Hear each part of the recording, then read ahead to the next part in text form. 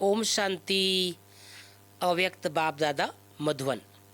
मुरली का डेट है 11/9/1971। हेडिंग है डबल रिफाइन स्टेज। आज बोलना है क्या?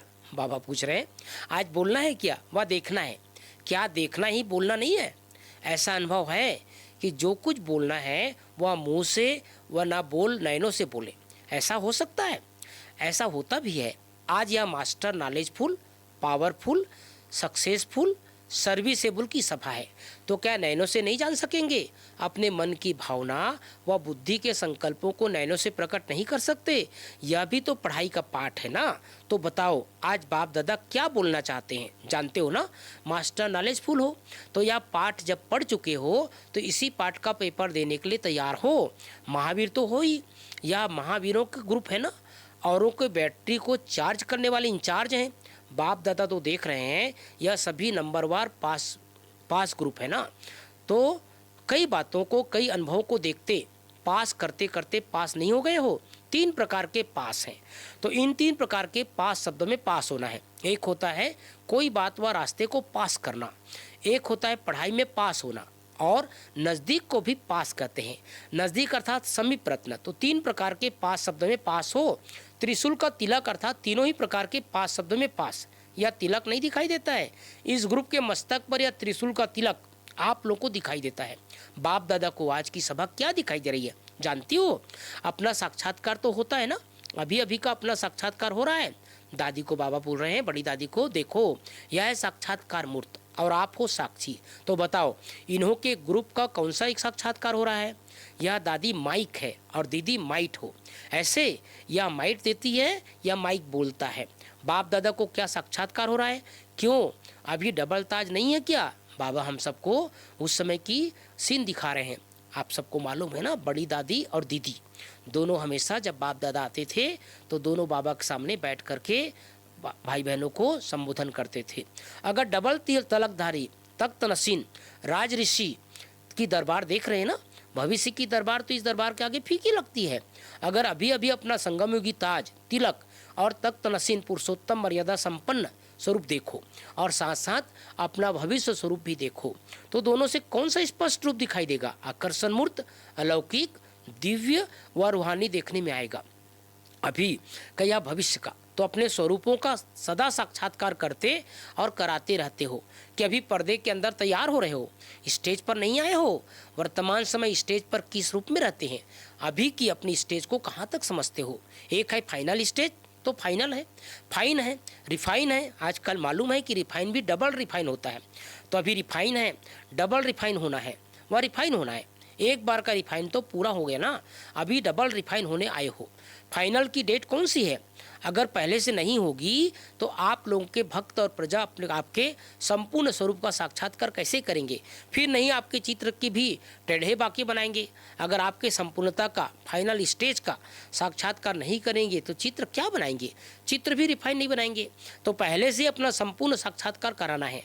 अभी आपके भक्तों में गुणगान करने के संस्कार भरेंगे तो द्वापर युग में उतरते ही आपके चित्रों के आगे गुणगान करेंगे। सब आत्माओं में सर्वस्रीति रस्म के संस्कार तो अभी भरने हैं, न भरने का समय है। फिर है प्रैक्टिकल करने का समय। जैसे जैसे आप आत्माओं में सारे कल्प के पूज्य और पुजारीपन के दोनों ही संस्कार अभी भर रहे हैं। जितना पूज्य बनेंगे उसी प्रमाण पुजारीपन की स्टेज भी ऑटोमेटिकली बनती जाएगी। तो जैसे आप आत्माओं में सारे कल्प के संस्कार भरते हैं वैसे ही आपके भक्तों में भी अभी संस्कार भरेंगे। तो जैसे आपका स्वरूप होगा वैसे ही संस्कार भरेंगे। इसलिए अभी जल्दी जल्दी अपने को फाइनल स्टेज पर ले जाओ। ऐसे फाइनल स्टेज बनाओ। बाबा हम सबको देखो फाइनल स्टेज बताने की बातें बता रहे हैं, कैसे हम सबको अपनी स्टेज को फाइनल करना है, जो अब भी फाइन ना बनना पड़े, है ना, फाइन ना पड़े। जो डबल रिफाइन हो जाएंगे अपने, उनको फाइन नहीं पड़ेगा। फाइनल वाले को कोई फाइल नहीं रहता जाता। इसलिए जो कुछ भी फाइल रहा हुआ है उसको ख़त्म करो। अगर महावीरों को भी फाइन भरना पड़े तो महावीर है क्या, इसलिए सुनाया ना कि आज बोलना नहीं है, इशारे से ही समझाने वाले हैं, समझने वाले हैं। या तो ताज तख्त नशीन ग्रुप है, वह सुनने से कैसे समझेंगे। अगर अभी भी कहने से करेंगे तो कहने से करने वाले तो मनुष्य होते हैं। आप लोग तो देवताओं से भी श्रेष्ठ हो, ब्राह्मण कहो, फरिश्ते कहो। फरिश्ते अर्थात समझने इशारे से, फर्श निवासी कहने से समझना। अच्छा, बाप दादा इस ग्रुप को सारे विश्व के सामने क्या समझते हैं, जो हो वही बताना। या तो सारी सृष्टि को शरणागत कराने वाले हैं, न कि होने वाली। बाप दादा के सामने भी शरणागत होने वाले नहीं हैं, बाप को सर्वेंट बनाने वाली है। तो शरणागत हुई, वह शरणागत करने वाली हुई। सारी सृष्टि में जो महिमा करने योग्य शब्द है वह सभी हो। आज बाप दादा संपूर्ण रूप देख रहे हैं। सदा फरमान बरदार उसको कहते हैं जो एक संकल्प भी बिगर फरमान के न करे। यह ग्रुप तो इसमें पास है ना। सदैव अपने को फरमान बरदार के स्वरूप में स्थित कर फिर कोई संकल्प करो। ऐसे जो संपूर्ण फरमान बरदार हैं वही संपूर्ण वफादार भी होते हैं। यह ग्रुप तो संपूर्णता के समीप है ना। संपूर्ण वफादारी किसको कहते हैं। वफादार का मुख्य गुण क्या होता है। उनका मुख्य गुण होता है अपनी भले अपनी जान चली जाए लेकिन हर वस्तु की संभाल करेंगी।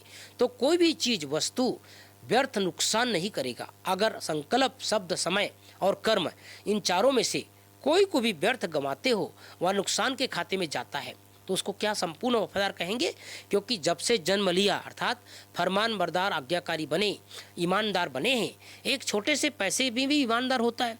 तो जब से जन्म लिया तब से मन अर्थात संकल्प, समय और कर्म जो भी करेंगे वह बाप के ईश्वरीय सेवार्थ करेंगे। अब प्रतिज्ञा की, सर्वसमर्पण हुए तो यह सभी बाप की ईश्वरीय सेवार्थ हो गई। अगर ईश्वरीय सेवा की बजाय कहाँ संकल्पों व समय व तन द्वारा व्यर्थ कार्य होता है उसको क्या कहेंगे। बाबा हम सबको विशेष इशारा दे रहे हैं। ईश्वरीय सेवा करते समय हम सबको अपने तन मन धन का विशेष ख्याल रखना है। ईश्वरीय सेवार्थ उनको संपूर्ण वफादार कहेंगे या नहीं समझना। एक एक सेकंड क्या बड़ी बात है। अगर एक नए पैसे की भी वफादारी नहीं तो उसको संपूर्ण वफादार नहीं कहेंगे। यह ग्रुप तो संपूर्ण फरमान बरदार संपूर्ण वफादार है ना। ऐसे संपूर्ण वफादार फरमान बरदार ईमानदार आज्ञाकारी ग्रुप को क्या कहेंगे। नमस्ते। नमस्ते के बाद क्या होता है। बाप तो संपूर्ण आज्ञाकारी है। एक दो को देख हर्षित हो रहे हैं। संगम युग के दरबार के यहाँ श्रृंगार है। अच्छा, ओम शांति, ओम शांति।